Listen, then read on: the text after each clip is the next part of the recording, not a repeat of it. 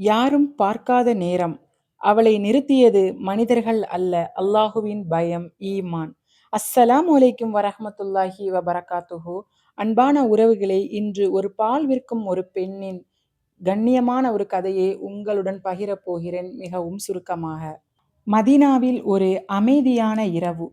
கலீஃபா Umar ibn Khattab ரலி அவர்கள் வழக்கம் போல யாருக்கும் தெரியாமல் நகரத்தை சுற்றி பார்த்து கொண்டிருந்தார்கள்.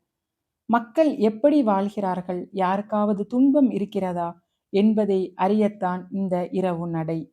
அப்போது ஒரு சிறிய வீட்டின் அருகே வந்தபோது, உள்ளிருந்த ஒரு தாய் மகள் பேசும் சப்தம் கேட்டது.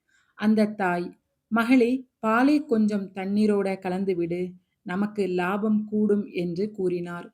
உடனே அந்த மகள் அமைதியாக கூறினாள், "அம்மா, கலீஃபா உமர் பாலை தண்ணீருடன் கலக்கக்கூடாது என்று தடை போட்டிருக்காரே" என்று பதில் கூறினாள். அதற்குத் தாய், "இப்போதான் உமர் இங்க இல்லையே" என்றதும் அந்த மகள் கூறிய ஒரு வார்த்தை அந்த இரவின் அமைதியை உடைத்தது. உமர் இல்லை என்றாலும் உமரின் இறைவன் அல்லாஹ் இருக்கிறான். வெளியில் நின்றிருந்த உமர் ரலி அன்ஹு அவர்களுக்கு அந்த வார்த்தையை அவர்கள் கேட்டதும் நின்று விட்டார்கள். ஒரு சாதாரண வீட்டில் உள்ள ஒரு சாதாரண பெண்ணின் வாயிலிருந்து வந்த இந்த வார்த்தை அவருடைய இதயத்தை நடுங்க வைத்தது. மறுநாள் அந்த வீட்டை விசாரித்து அந்த பெண்ணின் நேர்மையை அறிந்து உமர் ரலி அவர்கள் தன்னுடைய மகன் ஆசிம் இப்னு உமருக்கு அந்த பெண்ணை திருமணம் செய்து வைத்தார்கள். காலம் கடந்தது. அந்த நேர்மையான வீட்டில் பிறந்த சந்ததியில்தான் பின்னாளில் உமர் இப்னு அப்துல் அஜீஸ் பிறந்தார்கள். நீதியிலும் தக்வாவிலும் இஸ்லாமிய வரலாற்றில் தனி சின்னம் பதித்த கலீஃபா. இந்த கதை நமக்கு சொல்லும் ஒரு விஷயம் ரொம்ப சிம்பிள்.